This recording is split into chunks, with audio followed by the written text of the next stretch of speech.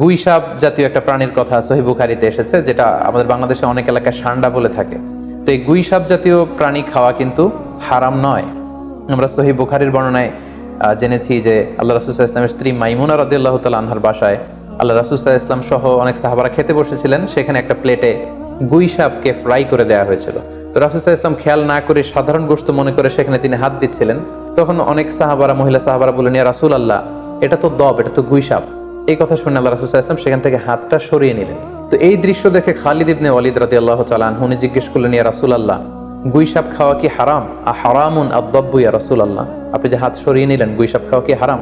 আল্লাহ রাসূল সাল্লাল্লাহু আলাইহি ওয়াসাল্লাম বললেন যে না, গুইসাপ খাওয়া হারাম নয়, তবে আমি এটা খেয়ে অভ্যস্ত নই, আমাদের এলাকাতে এটা পাওয়া যায় না, এজন্য আমি এটা খাচ্ছি না।